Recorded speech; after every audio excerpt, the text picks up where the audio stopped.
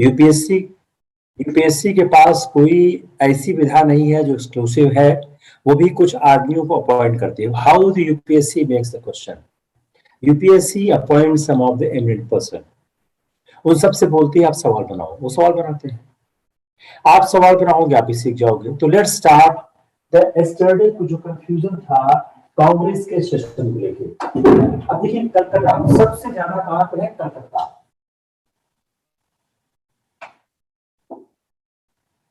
एक 1886 1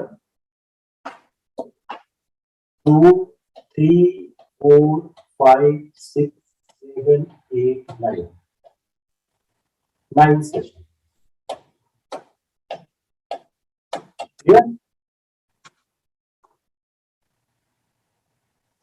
कब होगा? मद्रास 1 2 3 4 5 6 7 7 सेशन। कब on the Bombay? 1 2 3 4 5 6 7 7 session. Come on the Delhi 1 2 3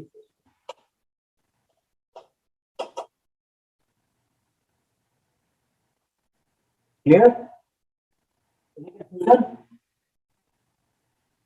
अब आप कौन कौन से महत्व सारे सेशन के अध्यक्ष याद करने शायद जरूरी नहीं। ये हमने जो कल study I have given the list of some of the session. देखिए अब फैक्सपुर क्यों इंपॉर्टेंट होगा? विलेज में है, पहला सेशन है जो गांव में हुआ। हरिपुरा क्यों इंपॉर्टेंट हो गया? सुभाष। त्रिपुरी क्यों इंपॉर्टेंट हो गया? इलेक्शन सुभाष वर्सेस गांधी का जो हो गया।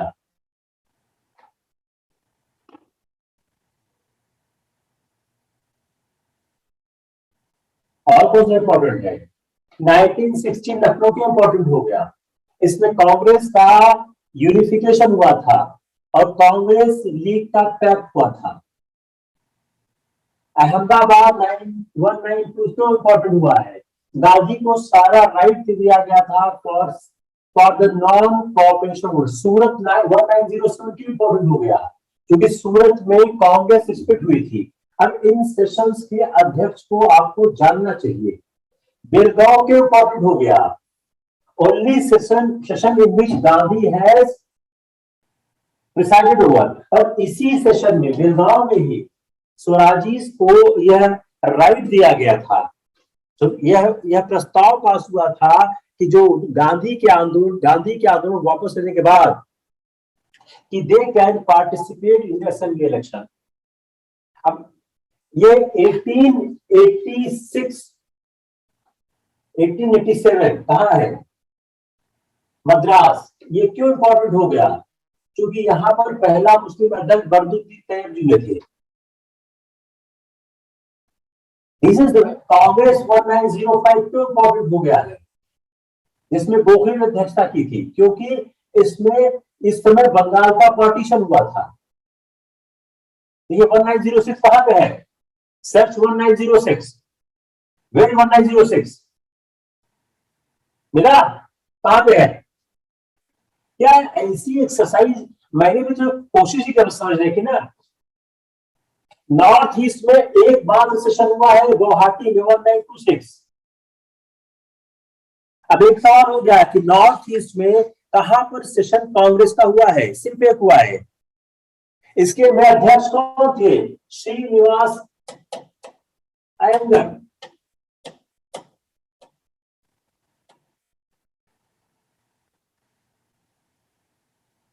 जम्मू कश्मीर में कोई सेशन नहीं हुआ है।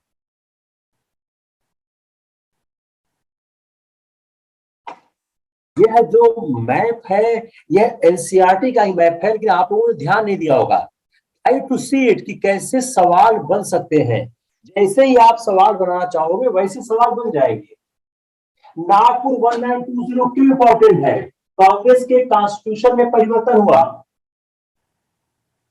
इसी कांग्रेस के कॉन्स्टिट्यूशन के बाद वर्किंग कमेटी बनी है। देखिए 1916 कहां पे है? सर्च 1916 लखनऊ। 1915 सर्च 1915। 1915 में क्या हुआ था? जो 1920 में कांग्रेस वर्किंग कमेटी हुआ, इसका प्रस्ताव पहले 1915 में आया, इतना दिया था। इस सवाल को जितनी तरीके से आप टेस्ट करो, ये आपके ऊपर है कैसे आप माइंड को अप्लाई करते हो। Just you apply your mind, just you apply your, आप अपने माइंड को अप्लाई करो। और कोई सवाल दिख रहा है? बताइए।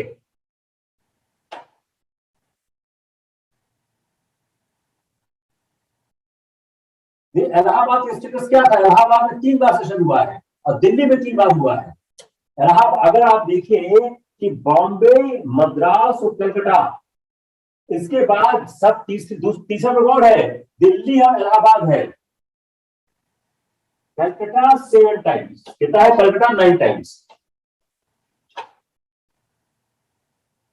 Delhi 3 times, Bombay 7 times, Madras 7 times, Allahabad 3 times. और कोई 3 टाइम्स है? आप देखिए, except Allahabad and Delhi. Lucknow 3 times. और कोई देखिए, एक बार से ढेर सवाल बनाइए, एक बार से ज्यादा सेशन किन किन शहरों हुए?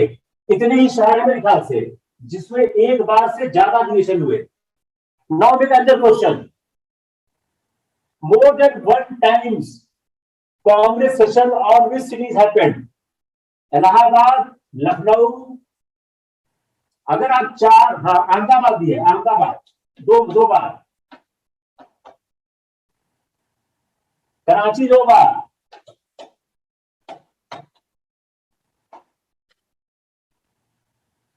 जितनी भी तरह से आप सोचने की कोशिश करें। लाहौर 4 बार, ये लाहौर है, ये लाहौर 4 टाइम्स।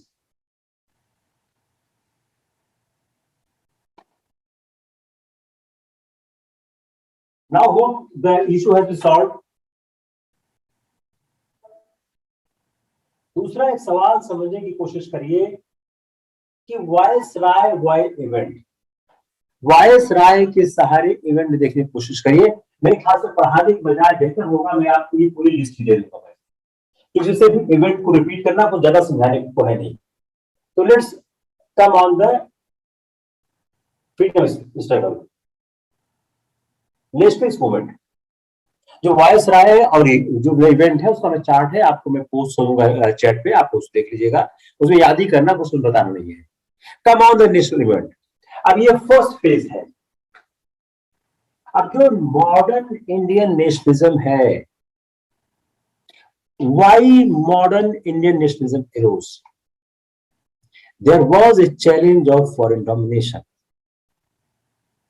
जो एक नेशनल सेंटिमेंट्स था वो उभर रहा था। उसका रीजन क्या था?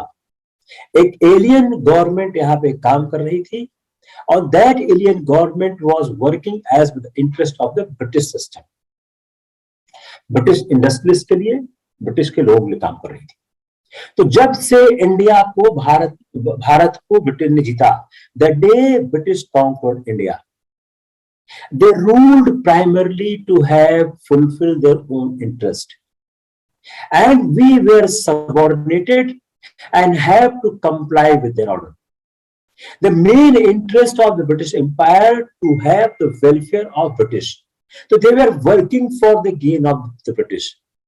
इंडिया के लिए किसी भी तरह की कोई भी छूट, कोई भी आजादी नहीं हुआ करती थी। तो भारत के लिए किसी भी तरह का कोई फायदा नहीं हुआ करता था। It was one of the issue, it is one of the issue that why, यह एक इशू था कि क्यों भारत के लिए यह समस्या खड़ी हो रही थी। Just wait for 2 minute, just wait for 2 minute. Stop recording, stop it.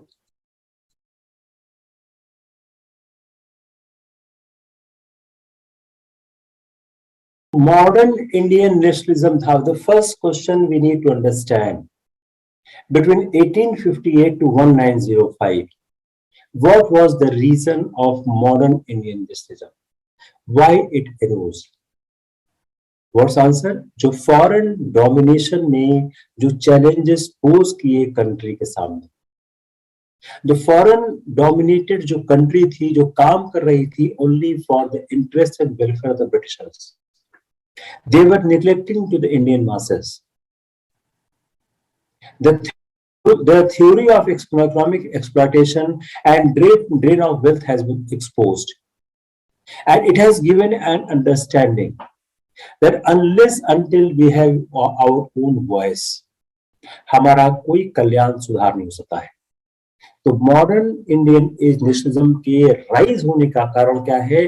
Foreign domination से उत्पन्न हुए चैलेंजेस को समझने या उसका सामना करने का है.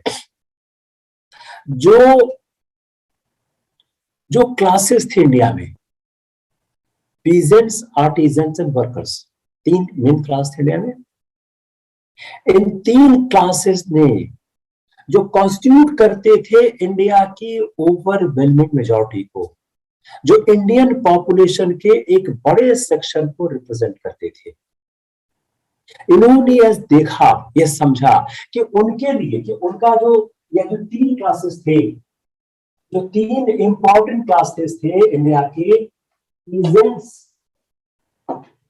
आर्टिजन्स एंड वर्कर्स, जो एक वास्ट मेजॉरिटी को रिप्रेजेंट करते थे, इनके पास कोई पॉलिटिकल राइट नहीं था. और ऐसा कुछ भी नहीं किया जा रहा था कि इनका इंटेलेक्चुअल और कल्चरल इंप्रूवमेंट हो. अब जो एजुकेशन दिया भी जा रहा था, वह एजुकेशन नीचे ही आ रहा था. मास education was highly neglected. Village में हार्डली एनी स्कूल थे, और जो थे भी वो नाम भर के, वो बहुत पुअरली रन किए जाते थे. हायर एजुकेशन के जो द्वार थे वो ऑलमोस्ट बाढ़ थे. जो ब्रिटिश पॉलिसीज थी इंडिया में, वह गाइडेड कैसे थी?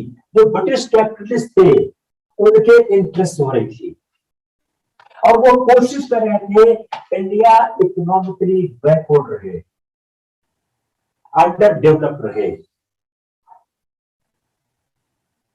यह जो परिस्थितियां थी, इन परिस्थितियां क्या थी? फॉरेन चैलेंजेस को लेकर आ रही थी, जो फॉरेन ओरिजिन था, जो फॉरेन समझ थी. अब ये मॉडर्न वो देख सक रहे थे कि ब्रिटेन वॉज रिड्यूसिंग इंडिया एक इकोनॉमिक कॉलोनी के तौर पे.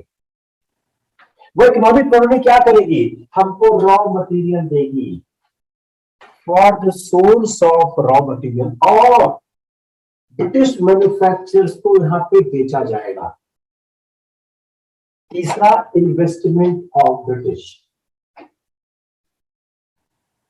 अब आप देखिए नेशनलिज्म का इकोनॉमिक कारण क्या है? A, economic colony, B, raw material, C, British manufacturer, D, investment of British. The reason to have control over India, they wanted to reduce India as a economic colony. यहां से हम raw material को procure करें, resource place of the raw material, and the British manufacturing items need to be sell here. और जो Britain के पास surplus capital है, उसका इंडिया में इन्वेस्टमेंट होगा. If you remember our economic exploitation theory, I have tried to explain in detail कि British capitalism के लिए यहां पर जगह थी, इंडियन कैपिटलिस्ट के लिए कोई जगह नहीं थी. तो जो इंडियन इकोनॉमी को कंट्रोल किया जा रहा था, क्यों किया जा रहा था? और जब तक ब्रिटिश पावर रहेगी, डेवलपमेंट की कोई पॉसिबिलिटी नहीं. खासकर इंडस्ट्रियलाइजेशन तो हो नहीं सकता है. क्योंकि ब्रिटेन का इंडस्ट्रियल रिवॉल्यूशन हो रहा है, उसको आगे ले जाना है। अगर भारत को इंडस्ट्रियलाइज कर देंगे तो ब्रिटेन का जो इंडस्ट्रियल रिवॉल्यूशन है उसका कोई फ्यूचर ही नहीं होगा। अब इन परिस्थितियों में दीज इकोनॉमिक इश्यूज, जो पॉलिटिकली एजुकेटेड इंडियंस थे, इन्होंने पाया कि जितने प्रॉमिस ब्रिटिश ने किए थे कि इंडिया को वह सेल्फ गवर्नमेंट की ओर ले जाएंगे, उसको उन्होंने करने से इनकार कर दिया। और जो ब्रिटिश ऑफिशियल थे वो क्या बोलते थे कि हम भारत में रहने के लिए आए हैं, कि Britishers are here to stay, हम कहीं जाने वाले नहीं हैं। और जो फ्रीडम ऑफ स्पीच और प्रेस था उसको लगातार कर्टेल किया जा रहा था, उसको लगातार रिस्ट्रिक्ट किया जा रहा था, उसको कंटिन्यूअसली रिस्ट्रिक्ट किया जा रहा था। और ब्रिटिश ऑफिशियल्स ने यह डिक्लेयर कर दिया इंडियंस जो है वो अनफिट है for democracy and self government. जो भारत का कल्चरल फील्ड था उसमें उनका व्यू क्या था, निगेटिव था। और यहां तक हायर एजुकेशन और स्पिरिट मॉडर्न आइडियाज के भी प्योर नहीं थे। अब चूंकि भारत में एजुकेशन का थोड़ा बहुत विस्तार हुआ था, लोग पढ़ रहे थे, तो जो इंडियन इंटेलिजेंसिया थी वह उसमें ग्रोइंग अनएम्प्लॉयमेंट हो रहा था। और जो थोड़ा बहुत इंडियंस एजुकेटेड हो जाते थे उनको जॉब्स नहीं मिलते थे, और अगर जॉब्स मिलते भी थे तो बेटर पेड जॉब नहीं मिलते। Why? These were the reserve for the English middle class and upper classes, जो उनके बच्चों के लिए, for their children special portion, ये उनका चारगाह था। तो एजुकेशन, जो एजुकेटेड इंडियंस को लगने लगा कि इकोनॉमिक एंड कल्चरल डेवलपमेंट हमारा तभी होगा जब हमारा फॉरेन कंट्रोल से फ्रीडम होगा। तो फॉरेन कंट्रोल से फ्रीडम ही हमें इकोनॉमिक एंड कल्चरल डेवलपमेंट दे सकता है, और कोई रीजन नहीं है और कोई रास्ता नहीं है। उस समय जो राइजिंग कैपिटलिस्ट क्लास था वो धीरे धीरे डेवलप कर रहा था, उसके अंदर एक नेशनल पॉलिटिकल कॉन्शियसनेस आ रही थी। उसने भी यह देखा कि जो इंपीरियलिज्म है वो उसको बढ़ने नहीं देगा। तो it's growth was severely checked by the government. जो गवर्नमेंट का ट्रेड था, टैरिफ, टैक्सेशन, ट्रांसपोर्ट पॉलिसीज, ये सारी पॉलिसीज जो राइजिंग इंडियन कैपिटलिज्म क्लास था इसको कंट्रोल करा, इसको रिस्ट्रिक्ट कर रहा था। और जो गवर्नमेंट ऑफ ब्यूरोक्रेसी थी वो क्या करती थी, वो फॉरेन कैपिटलिस्ट को फेवर करती थी, जो इंडिया में आई थी फॉर द वास्ट रिसोर्सेस और appropriate limited industrial field. Indian capitalist थे वो अपोज हो गए, were strong oppose to the strong competition from foreign capitals. In 1914, many demand किया और ब्रिटिश इन्वेस्टमेंट इन इंडिया भी रिपैट्रिएटेड, ले जाओ यहां से, हमको करने दो। जो इंट्रिंसिक नेचर है फॉरेन इंपीरियलिज्म का, आज उसका हार्मफुल इफेक्ट हुआ है लोगों की लाइव्स ऑफ इंडियन पीपल। इसका एंटी इंपीरियलिस्टिक मूवमेंट स्टार्ट हुआ, हुआ।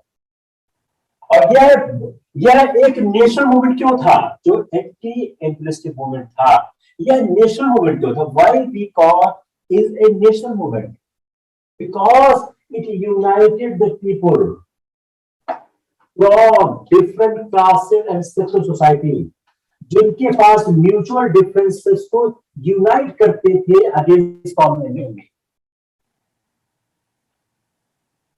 If the questions are coming for the early nationalism, शब्द क्या इस्तेमाल करें ये भी समझने की जरूरत है। कि how you understand the question, the language of the question, either is prelims और मेंस। अगर लैंग्वेज आप नहीं समझ पाओगे तो आप सवाल सही नहीं हो पाएगा। अगर अर्ली नेशनलिज्म आता है तो आप यही से स्टार्ट करेंगे। शायद इसी साल सवाल आ गया है, 2021 में सवाल शायद आ गया, क्वेश्चन आ गया है जीएस में कि अर्ली नेशनलिज्म क्या है। अब जो नेशनल सेंटिमेंट्स था वह लगातार बढ़ रहा था। क्यों? क्योंकि इंडिया यूनिफाइड हुई थी 19th एंड 20th सेंचुरीज में। अब इंडिया का यूनिफिकेशन कैसे हुआ? तो एक जो मॉडर्न सिस्टम ऑफ गवर्नमेंट आया, जो इंडिया को अंग्रेजों ने एडमिनिस्ट्रेट। अब दूसरा सवाल समझने की कोशिश करिए कि नेशनलिज्म एक तो हमने पार्ट दिखाया जो ब्रिटिश का आतंक था। The first part of the nationalism, growth of nationalism from the exploitation policies of British Empire. Now see the second part, how the reforms of the British are helping the rise of nationalism. तो जो India को 19वीं और 20वीं शताब्दी में को unified किया गया, जो एक यूनिफॉर्म और मॉडर्न सिस्टम गवर्नमेंट का आया जो कि पहले नहीं हुआ करता था, जो एक एडमिनिस्ट्रेटिवली यूनिफिकेशन हुआ, जो रूरल और लोकल सेल्फ सफिशिएंट इकोनॉमी का डिस्ट्रक्शन हुआ, जो मॉडर्न ट्रेड और इंडस्ट्री का इंट्रोडक्शन हुआ, इंडिया की इकोनॉमिक जो लाइफ है वो सिंगल हो गई।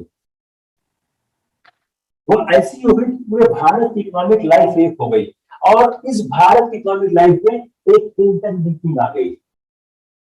तो डिफरेंट पार्ट्स के लोग जो रहते थे, वो डिफरेंट पार्ट्स के लोगों का इकोनॉमिक लाइफ एक वजह, different parts of the country has the same economic life. The problem arising one part of the country is started impacting to other part of the country. Therefore, the pain and misery of one part has been reflected and understood at the other part. अब जो यह लोगों को, जो workers थे खासकर मद्रास, बॉम्बे, कलकत्ता के, यह भी काउंटलेस पीजेंट्स के साथ उनकी लिंक हो गई। तो जो रूरल एरिया के साथ वर्कर्स भी लिंक हो गए। जो रेलवेज, टेलीग्राफ और जो यूनिफाइड पोस्टल सिस्टम था, इसने क्या किया, डिफरेंट पार्ट्स ऑफ कंट्रीज को एक साथ ले आया। इससे क्या हुआ, म्यूचुअल कांटेक्ट हुआ लोगों के बीच, खासकर लीडर्स के बीच। एक पार्ट के लीडर का दूसरे पार्ट के लीडर से कांटेक्ट हुआ। When they started meeting with each other, then views has been exchanged. The problems of one area has been exchanged with another area. They tried to discuss how to sort out the problems of the both areas together.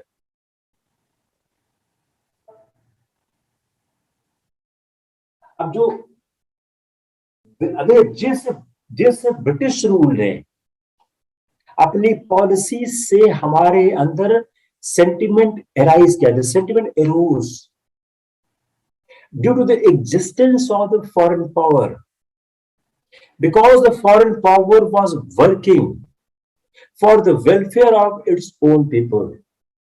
The same existence of the foreign rule, it was also a factor to unify us. The very existence of foreign rule ने हमको unify किया, हम लोग एक होने लग गए। अब रोल ऑफ एजुकेशन देखिए, अगर आप एक एक हेड में पढ़ेंगे, कई बार क्या होता है, यूपीएससी सवाल पूछते क्या है कि फेज 1 हुआ। अब देखिए फेज 1 में अब ये रोल ऑफ एजुकेशन, कई बार सवाल ऐसा बन सकता है कि what was the role of education for rise of nationalism? What was the role of the British Empire for the rise of nationalism? What was the role of alien power for the rise of the nationalism? And what was the role of education to rise for the nationalism? That's why I am trying to prepare everything in different segment, कि आप यही उठाओ और लिख दो।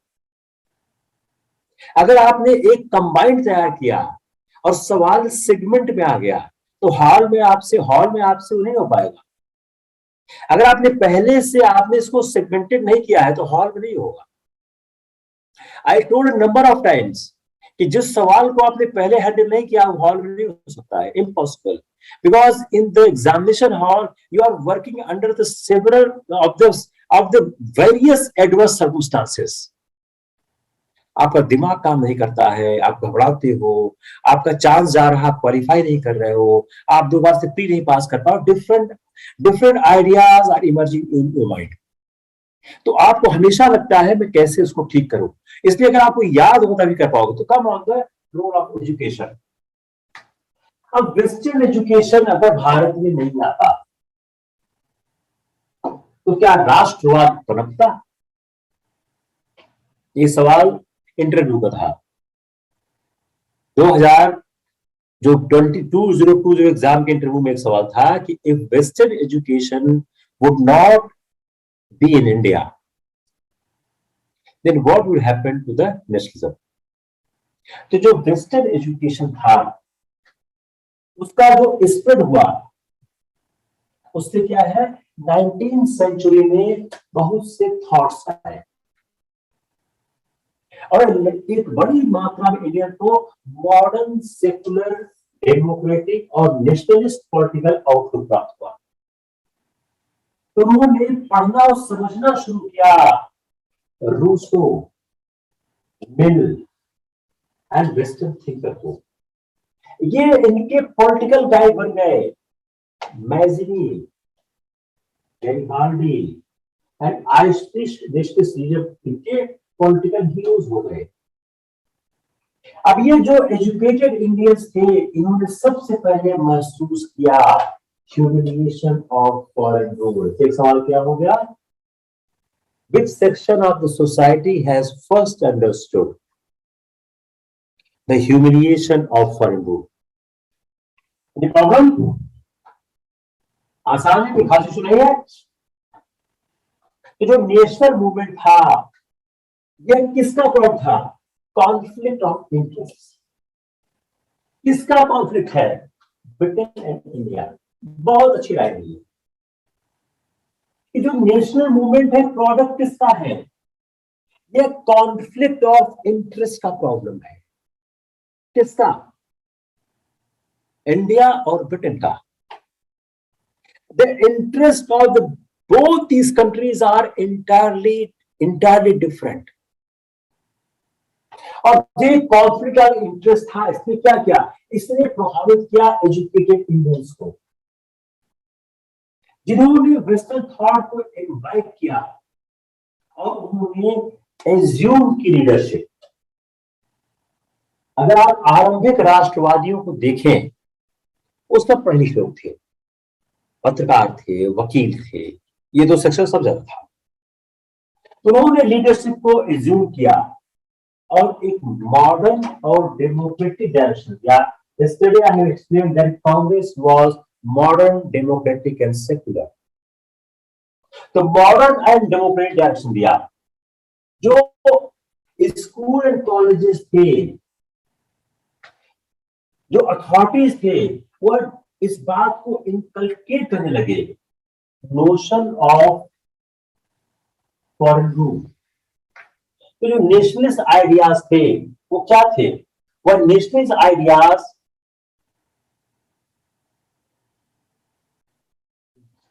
spread of modern ideas।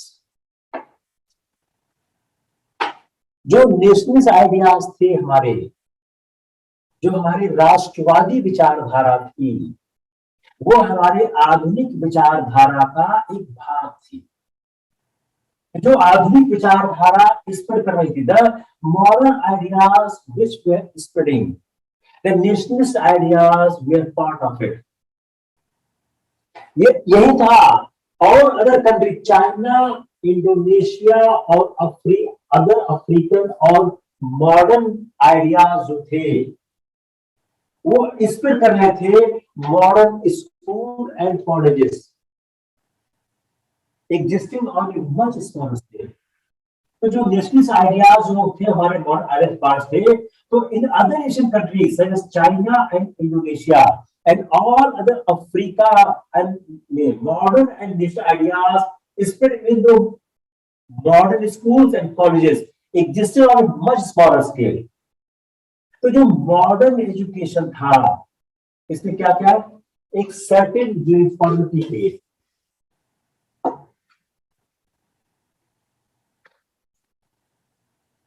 और English language ने एक रोल प्ले किया। किसका रोल प्ले किया?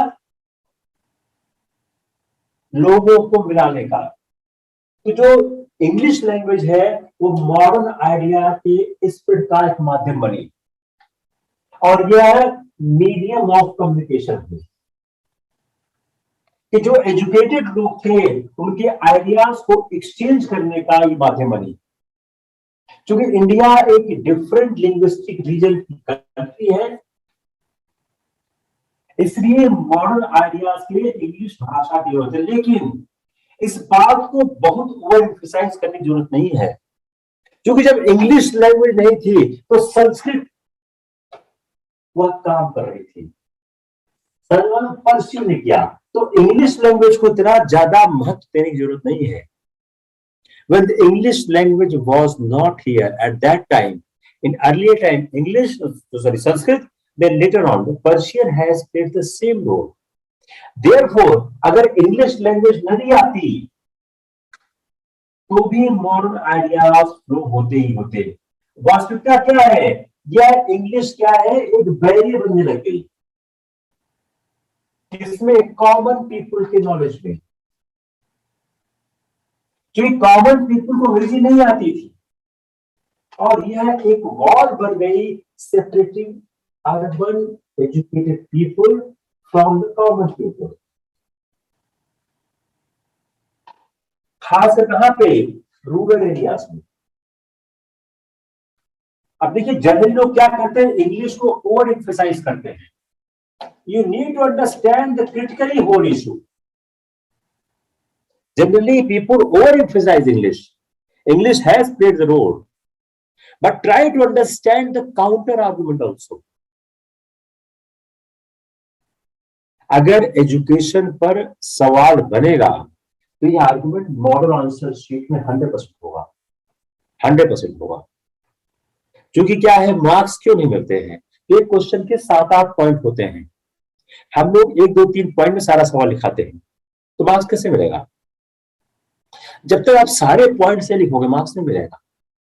इसलिए सारे पॉइंट्स को समझने की जरूरत है। That's why we as a team mentor try to inculcate a lot of points कि आपको मार्क्स मिले।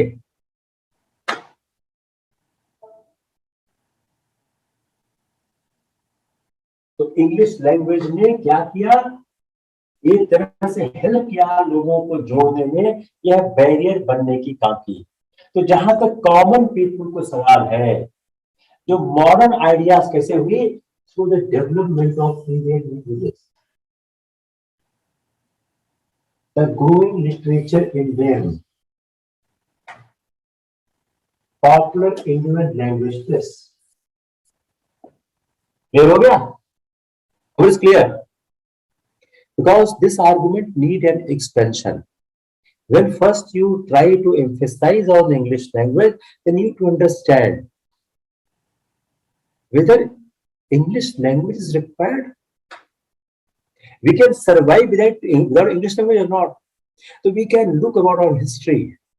कि संस्कृत ने किया, फिर पर्शियन ने किया। मुगल कालीन भाषा क्या थी? पर्शियन थी। उस इंग्लिश और पर्शियन के बाद जो इंग्लिश आई, क्या किया इसने? और आइडियाज तो फ्लो किए, बैरियर भी कर दिया एजुकेटेड लोगों में और आम पीपल में। इंग्लिश एक एलीट भाषा बन गई, तो आम आदमी को इंग्लिश का, आम आदमी में इंग्लिश ने एक गैप करना शुरू कर दिया।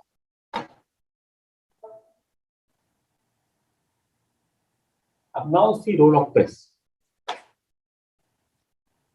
शायद अगर देखा जाए तो नेशनलिस्ट आइडियाज के प्रोपोगेशन में press has played a very important role.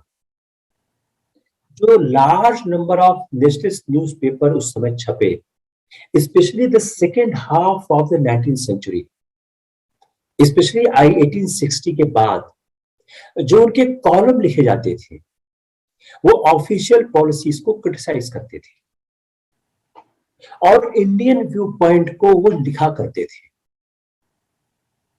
और वह लोगों से इस बात को अपील किया करते थे कि वह नेशनल वेलफेयर के लिए काम करो।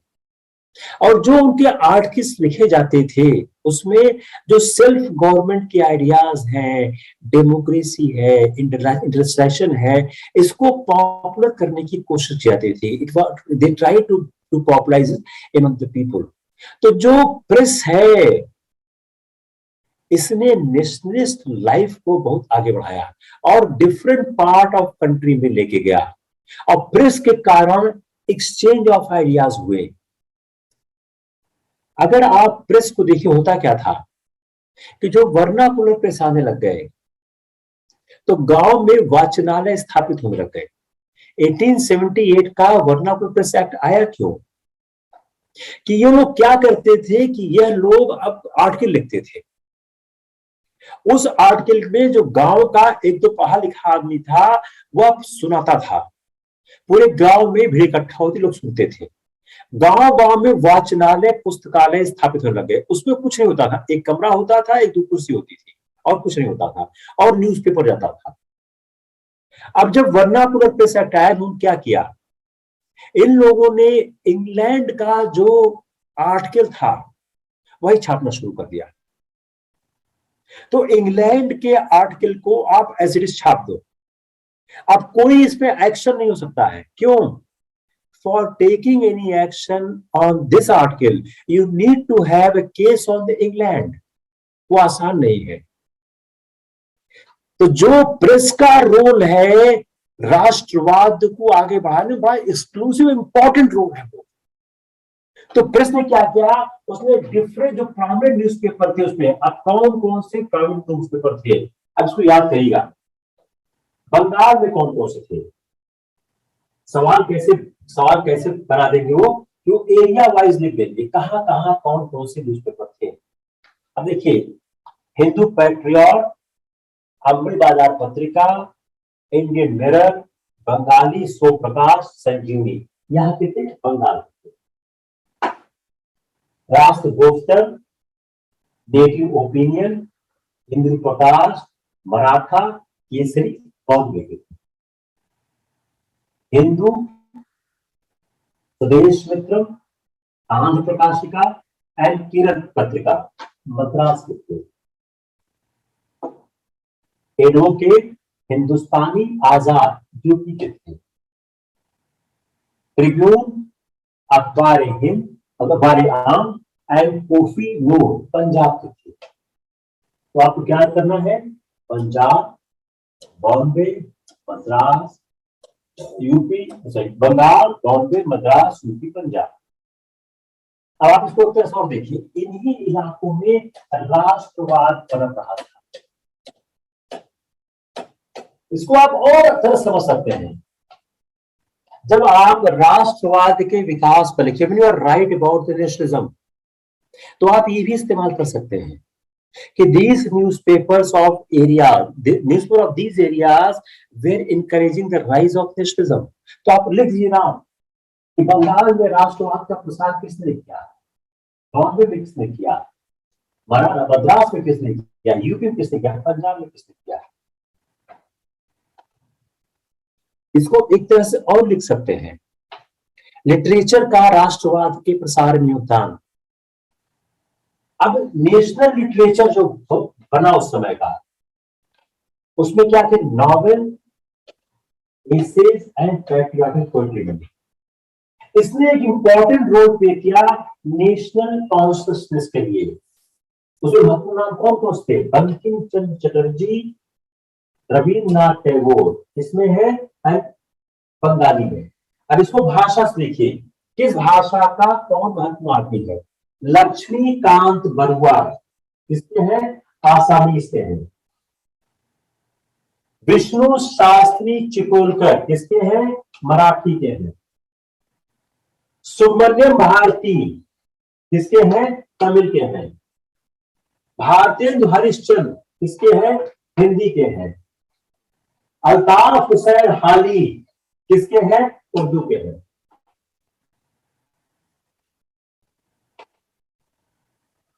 सर आप सवाल की, मैं एक चीज बार बार रिपीट करता हूं कि मैं सवाल बना के लेक्चर फ्रेम करता हूं। आप सवालों को समझने की कोशिश करिए, तभी आपको पढ़ने में मजा आएगा, तभी स्टार्ट एंजॉयिंग द लेक्चर। तो आपको लेक्चर में वेट करोगे आप। तो एक हमने क्या समझने की कोशिश की कि कौन कौन सी पत्रिकाएं थी, प्रेस थे जो राष्ट्रवाद का प्रसार कर रहे हैं। फिर हम लिटरेचर पे आ गए कि लिटरेचर पे किन किन लोगों ने काम किया जिससे राष्ट्रवाद का प्रसार हुआ, जिससे नेशनल अवेकनिंग हुई। थर्ड है रीडिस्कवरी ऑफ इंडिया पास्ट। अब इंडिया की पास्ट की रीडिस्कवरी का क्या फायदा है? हम बहुत लो कॉन्फिडेंस में थे, हमको लग रहा था कि हमारे पास कुछ नहीं है, तो हमारा जो आत्मसम्मान आत्मविश्वास कुछ था ही नहीं।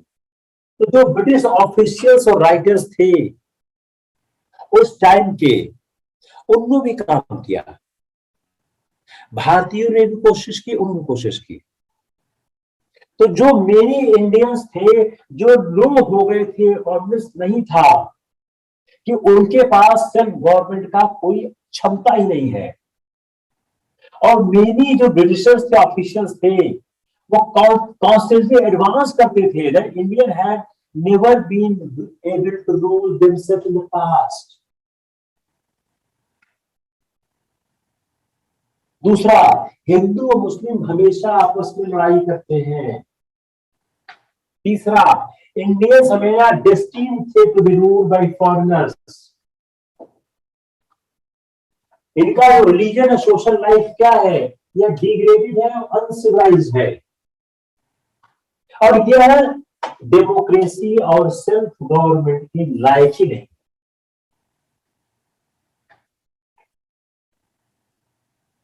अब यह जो एक ब्रिटिश ने ओपिनियन बनाई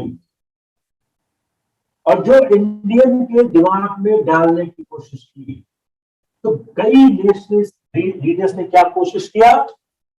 सेल्फ कॉन्फिडेंस का, इस प्रोपेगेंडा को काउंटर करने का। और उन्होंने क्या किया? इंडिया का जो पास प्राइड था उसको सर्च किया। अशोक, चंद्र, विक्रमादित्य, अकबर।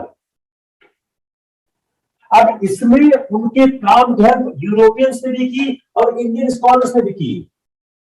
तो इंडियन के जो रीडिस्कवरी था, जो नेशनल हेरिटेज था, art, architecture, literature, philosophy, science, politics. अब जेम्स प्रिंसेप ने अगर अशोक की लिपि नहीं खोजी होती, if James Prinsep has not searched the script of Ashoka, हमको अशोका का पता ही चलता कितना बड़ा वो राजा था, इतनी बड़ी विचारधारा का राजा था, having such a great vision in that century।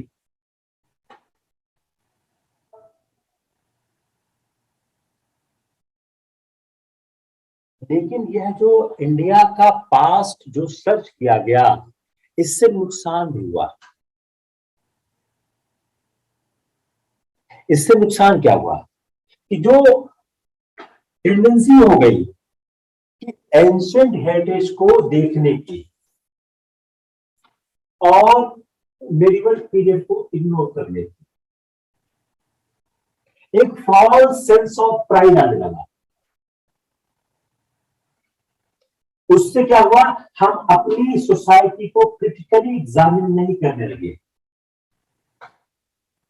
और ये इसने क्या किया? इसने हमको वीक किया सोशली एंड कल्चरली,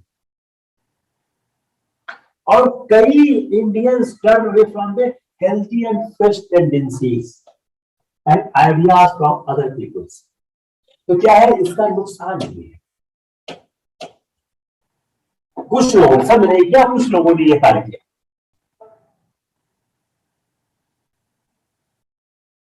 अब भारत में जो एक राष्ट्रवाद विकसित हुआ उसमें नस्लवाद का क्या क्या योगदान है।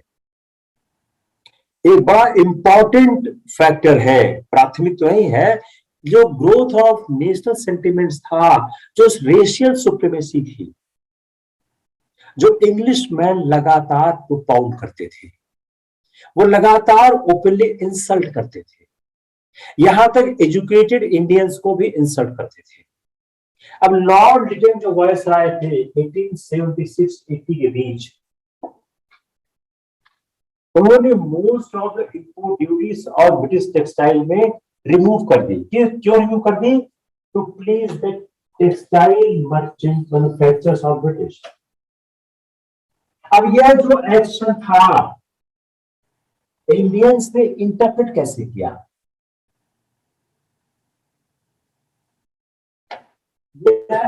Proof of British desire to breed the small but growing textile industry of India.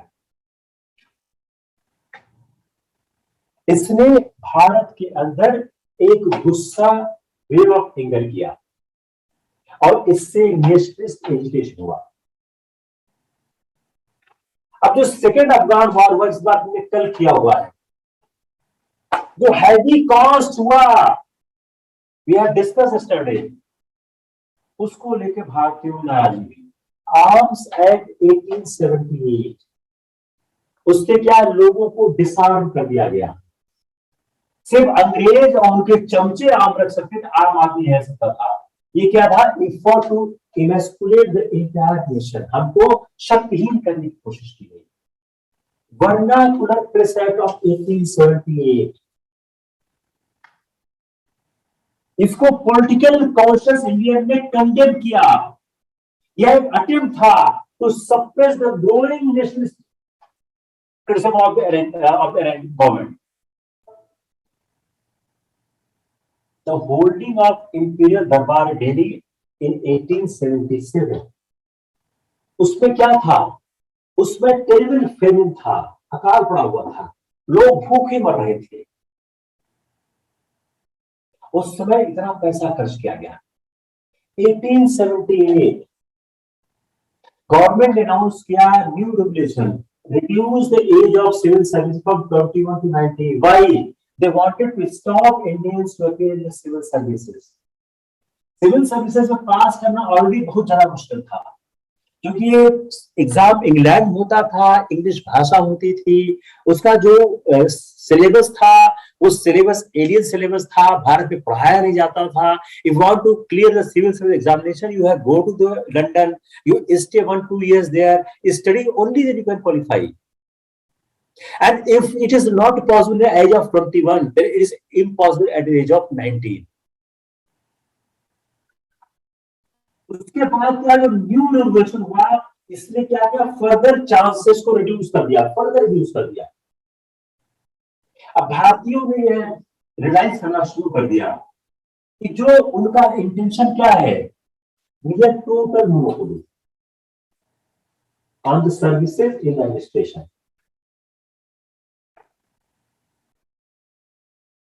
तो लिटन ने क्या किया? इसको और इंटेंसिफाई कर दिया।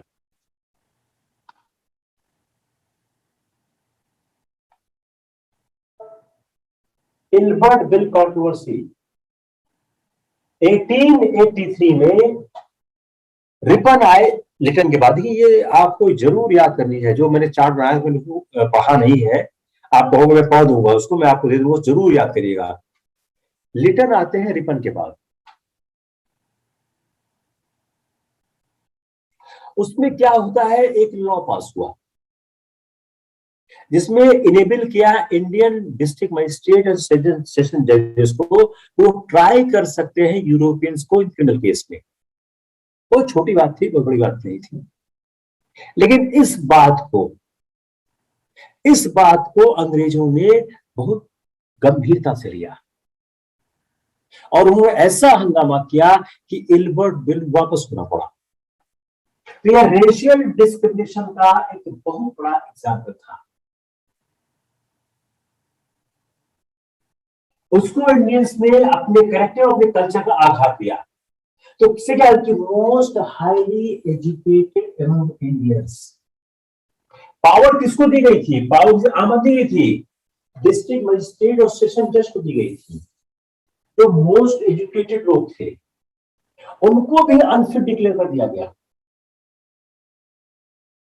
यहां तक लोग नाराज थे कि कुछ देशभक्तों ने कॉन्स्पिरेसी की, हम किडनैप कर देते वायसराय को। बाद में इंग्लैंड में, बाद में गवर्नमेंट ने वापस ले लिया। अब जो रेशियल बिटरनेस था यह बहुत ज्यादा बढ़ चुका था। इन परिस्थितियों में भारतीय राष्ट्रीय कांग्रेस का जन्म हुआ है। Now you pause for a moment और try to understand the question. What was the reason for the formation of Congress? वो कुछ नहीं लिखेंगे। They will not use the word of early nationalism. They will use the word, elaborate the circumstances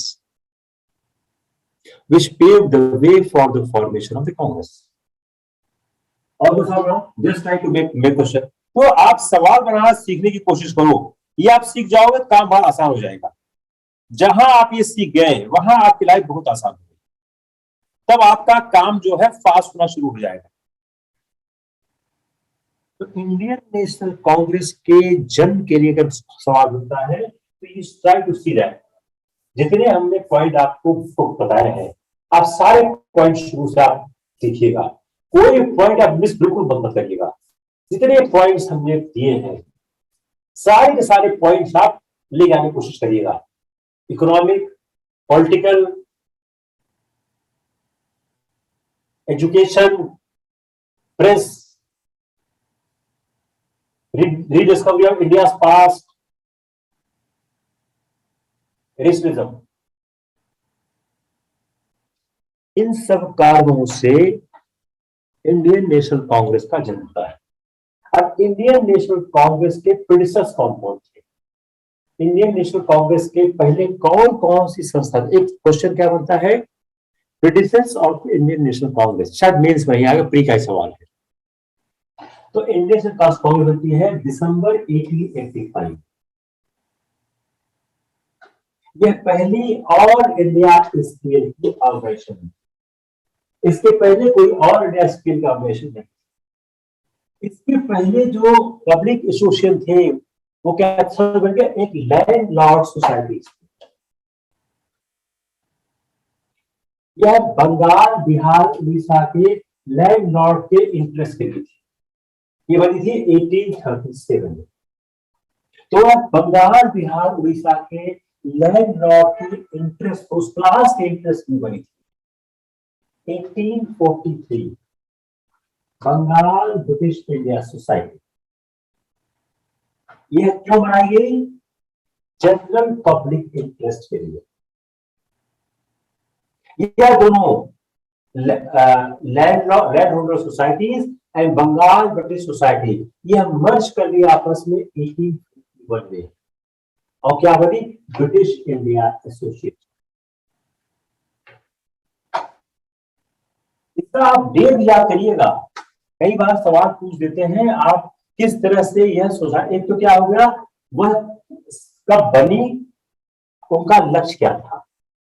second chronology 1852 scientific society, Syed Ahmad, हमने पढ़ा था cultural awakening.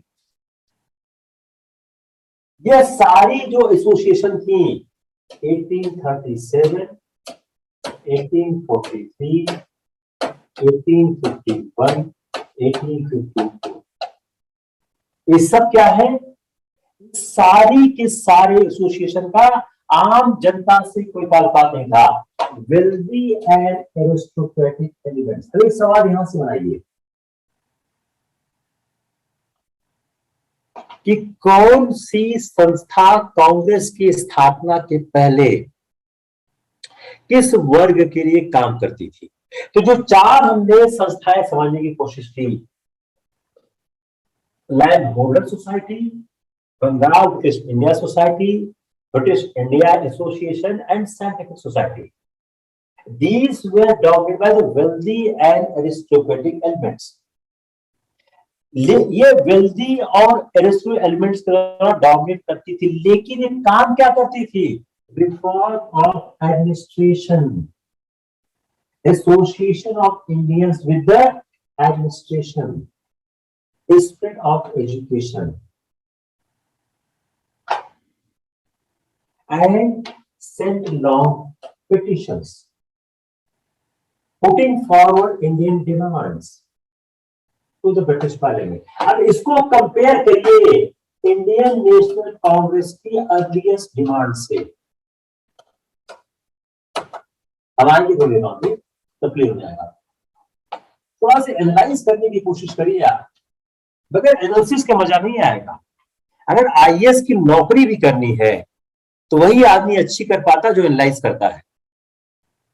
देखिए analysis की जो पावर है वो यह एक ऐसा गुण है, अगर आप सीख गए लाइफ बहुत आसान हो जाती है। इवन जो ह्यूमन रिलेशंस है, माँ बेटे के संबंध है, भाई बहन के हैं, पति पत्नी के हैं, प्रेमी प्रेमिका के हैं, किसी के संबंध हो, उन संबंधों में जो विश्लेषण की क्षमता बड़ी मदद करती है। Therefore, a person need to inculcate this ability, not only clear this examination, but have a success in life. When you become IAS officer, you found that कि इस आपके गुण ने बड़ा मदद किया है to become a good officer, to serve for the society. तो आप देखने की कोशिश करिए, पहली बार मैंने क्या बनाने की कोशिश की, हम बहुत स्लो चल रहे हैं ताकि सवाल गलत न हो पाए, कि जो ये संस्थाएं बनी landlords of Bengal Bihar Orissa की लैंड होल्डर्स सोसाइटी, जो प्रमोट कर रही थी क्लास इंटरेस्ट को, बंगाल ब्रिटिश इंडिया सोसाइटी कहते हैं जो प्रमोट करती जनरल पब्लिक इंटरेस्ट को, ब्रिटिश इंडिया सोसाइटी और साइंटिफिक सोसाइटी, ये सारे एसोसिएशन डोमिनेट करते थे वेल्दी एंड एरिस्टोक्रेटिक एलिमेंट से। लेकिन ये वर्क क्यों करते थे? ये वर्क करना क्या चाहते थे? रिफॉर्म ऑफ एडमिनिस्ट्रेशन, इंडियन से एसोसिएट हो, एजुकेशन का विस्तार हो, और लॉन्ग पिटिशन भेजते थे ब्रिटिश पार्लियामेंट में जिनमें इंडिया की डिमांड हुआ करती थी।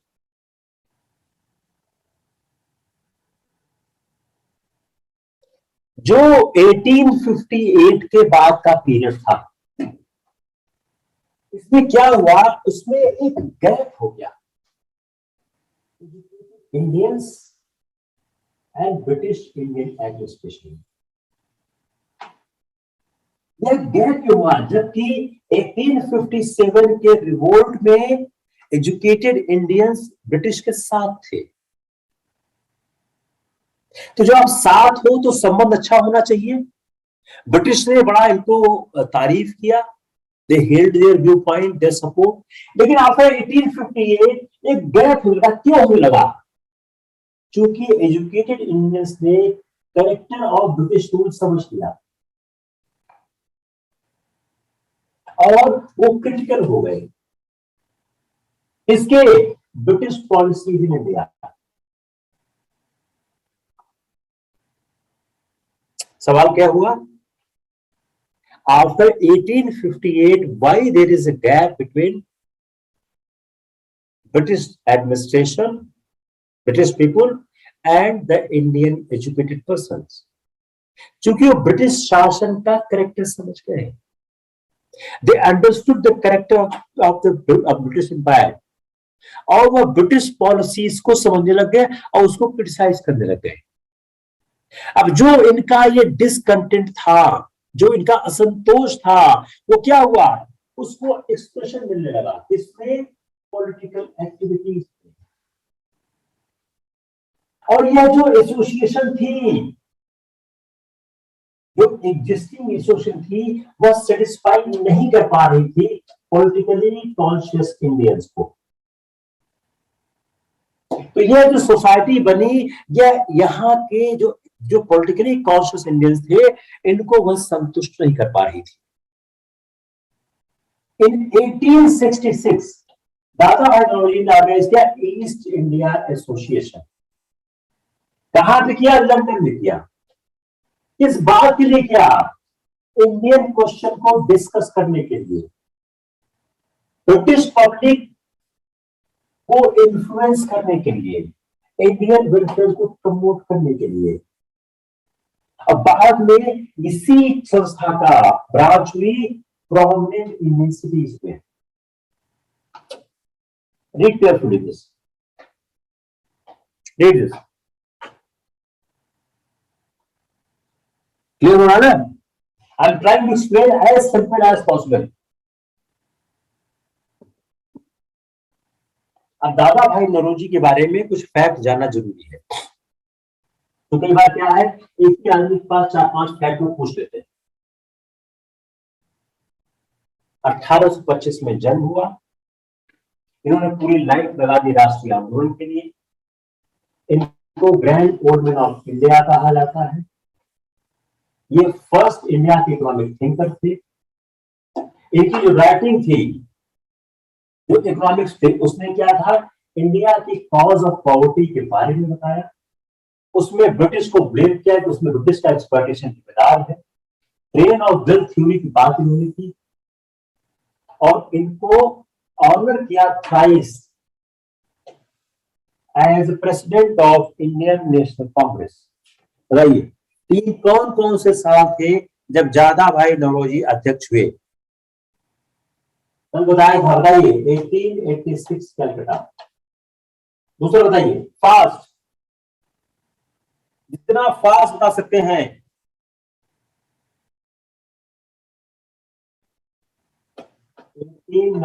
लाहौर। तीसरा बताइए, तीसरा अभी मैं थोड़ी देर पहले बताया था, थोड़ी देर पहले मैंने बताया हुआ था। Just a few minutes back I told third one. 1906 Calcutta. अब इसी सवाल बना दीजिए, कलकत्ता, लाहौर, दिल्ली, बॉम्बे, कहां पर दादा भाई नौरोजी अध्यक्ष थे, अध्यक्ष नहीं थे? कहां पर दादा भाई नौरोजी ने अध्यक्षता की थी या नहीं की? आप लोग दिमाग में इन सब सवालों की बत्ती जलती नहीं जलती है? आप लोग दिमाग में ऐसे सवालों की बत्ती जलती नहीं जलती है? ऐसी बत्ती जलनी चाहिए। देखिए मेजॉर बहुत ज्यादा सवाल सॉल्व होते हैं आपके एलिमिनेशन थ्योरी से। जितने लड़के लड़कियां मेरे अंडर पोस्ट होते हैं, मैं सबसे एक सवाल करता हूं, कैसे आपने एग्जाम में क्या किया? आज तक मुझे कोई नहीं मिला है जो प्रीलिम्स के 100 सवाल में से 40-45 से ज्यादा जाता हो, कोई नहीं मिला। 40 के आसपास सब रहते हैं। फिर क्या सब अटेंड करते हैं 90 से 92 के बीच, और उनके मार्क्स जो है 110 के आसपास रहते हैं। तो अगर 40 से देखिए तो 40 से मार्क्स कितना रहा है? 40 सवाल सही होने से कितना मार्क्स आता है? 40 सवाल से मार्क्स आता है 80। वो 30-32 मार्क्स ले आते हैं एक्स्ट्रा, इससे अपने एलिमिनेशन थ्योरी से, अपने एनालिसिस पावर से। ये अमूमन सारे जो टॉप रैंक है, आईआरएस की रैंक जो है 215-20 पे क्लोज हो जाती है, तो आप सुनिए कि 30 रैंक से लेके 215-20 रैंक तक के बीच का हम बता रहा हूं। सेम आईएएस की भी है, सेम आईपीएस की भी है। जो भी मुझसे मिलता है मैं एक सवाल करता हूं, तो मुझे आज तक कोई नहीं मिला है जिसको 40-42 से ज्यादा आता रहा हो। बोले सर इससे ज्यादा तो नहीं आ सकता है। वो दो थ्योरी देते हैं। एक क्या देते हैं, हिसाब में 100 सवाल हुआ, उसमें 20 तो आप काट दीजिए, तो किसी को नहीं आता। तो आपका क्वेश्चन जो है पेपर 80 से स्टार्ट होता है, 80 में 40 के आसपास आता है। आप क्या करो कि 90 से 92 के बीच अटेम्प्ट करो, इससे ज्यादा अटेम्प्ट करने की कोई जरूरत नहीं है। इसमें से आप अगर अच्छे पढ़े तो 40 का आप लिस्ट लगाओगे, और सबके मार्क्स जो 110 आते हैं कि क्या बताते हैं कि 30-32 मार्क्स को निकालते हैं अपने एनालिसिस पावर से, जो एक एलिमिनेशन थ्योरी है। You need to learn this elimination theory. तो कब कर पाओगे? जब आपकी बहुत अच्छी पढ़ाई होगी। जस्टिस रामाडे, पूना साहिब सभा 1870, मद्रास महाजन सभा 1881, बॉम्बे प्रेसिडेंसी एसोसिएशन 1885, ये दो ऑर्गेनाइजेशन की वो डिवोटेड किस पे थी? Criticism of important administrative and legislative measures. Poona Sadhu Sabha ने क्या किया? Brought out a quarterly journal under the guidance of justice Ranade. यह जो जर्नल है ये क्या हुआ? इंटेलेक्चुअल गाइड बना इकोनॉमिक क्वेश्चंस का।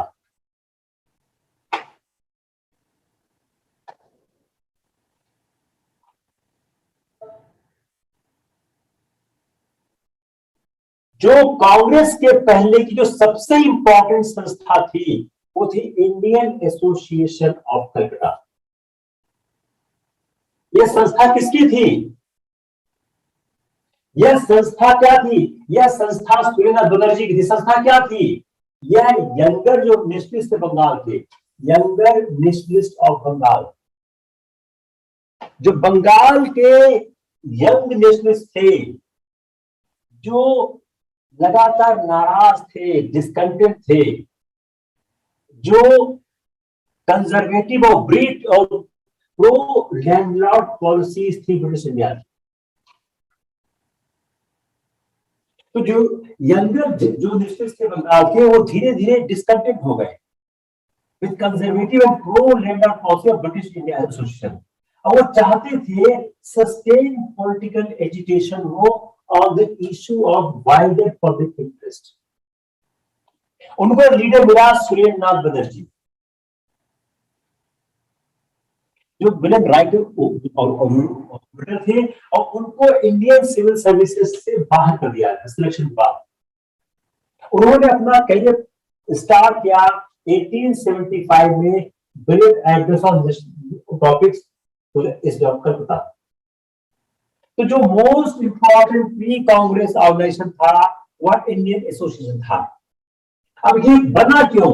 जो यंग नेशनलिस्ट थे बंगाल के, वो कंजर्वेटिव जो लैंडलॉर्ड की पॉलिसीज थे उससे नाराज हो गए थे।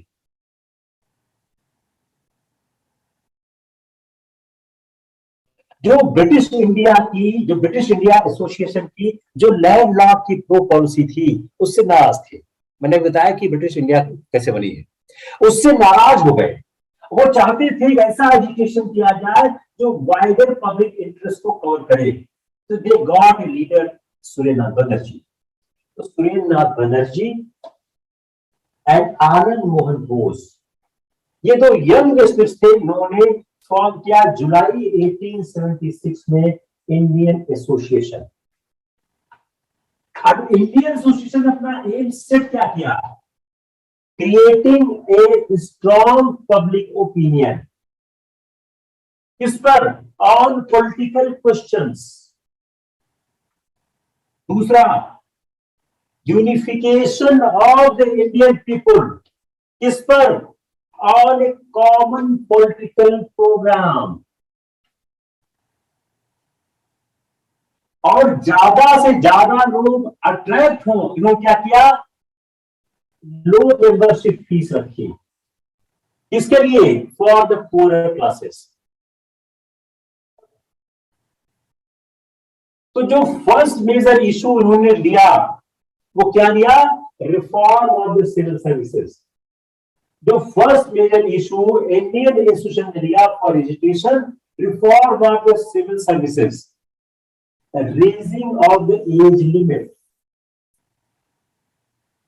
और उसकी सुरेंद्र बनर्जी ने कंट्री के डिफरेंट पार्ट में टूर किया ऑल इंडिया पब्लिक ओपिनियन के लिए।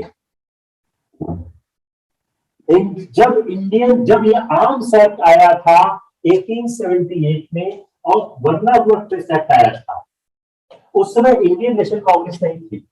तो इंडियन एसोसिएशन ने एजिटेशन किया अगेंस्ट दीज टू एक्ट। तो जो आर्म्स एक्ट था और वर्नाकुलर एक्ट था, दोनों का उन्होंने अपोज किया। और प्रोटेक्शन ऑफ टेनेंट्स, जो जमींदारों को और जो जमींदार से ऑपरेट होते थे, 1803 से 85 के बीच इन्होंने ऑर्गेनाइज किया popular demonstration of thousands of peasants to get the rent bill changed in the favor of the parents. इसने also एजुकेशन किया बेटर कंडीशन ऑफ वर्क्स। कहां पर? जो इंग्लिश ओन्ड टी प्लांटेशन थे, जहां कंडीशन बहुत खराब थी, और मेनी ब्रांचेस इंडियन एसोसिएशन को ओपन की गई डिफरेंट पार्ट्स ऑफ कंट्री में, बंगाल में भी, बंगाल के बाहर। अब ये टाइम ऐसा राइट बन रहा था कि अब ऑल इंडिया ऑर्गेनाइजेशन की आवश्यकता महसूस हो रही थी। किसकी हो रही थी? Unite politically against the common enemy. Common भी था क्या? Foreign rule and his exploitation. जो एग्जिस्टिंग ऑर्गेनाइजेशन थे ये यूजफुल तो थे, लेकिन वो नैरो थे अपने स्कोप में और फंक्शन में। जो क्या करते हो, जो मोस्टली लोकल क्वेश्चंस पे काम करते थे, और जो उनकी मेंबरशिप की लीडरशिप थी वो कंफाइंड थी टू फ्यू पीपल जो बिलोंग करते थे सिंगल सिटी और प्रॉविंस में। यहां तक जो इंडियन एसोसिएशन था वह भी वह एक ऑल इंडिया बॉडी के रूप में सक्सीड नहीं कर सका। तो इंडियन एसोसिएशन ने स्पॉन्सर किया all India national conference Calcutta में दिसंबर 1882 में। इस कॉन्फ्रेंस को अटेंड किया सेवरल लीडर्स ने फ्रॉम आउटसाइड बंगाल। इसने अडॉप्ट किया एक प्रोग्राम वेरी सिमिलर जो अडॉप्ट किया इंडियन नेशनल कांग्रेस ने, जिसमें बाद में मर्ज हो गई, जिसमें बाद में इंडियन एसोसिएशन मर्ज हो गई।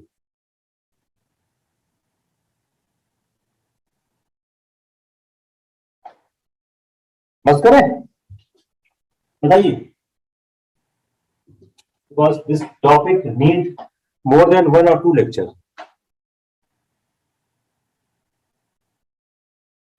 क्योंकि अभी तो अब स्टार्ट होगा, कहते हैं कैसे हमारा आंदोलन आगे चल रहा था।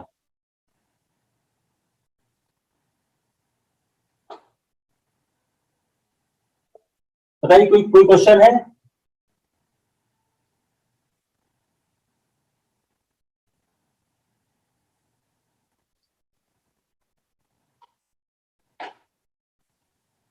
बंद कर दो क्या रिकॉर्डिंग।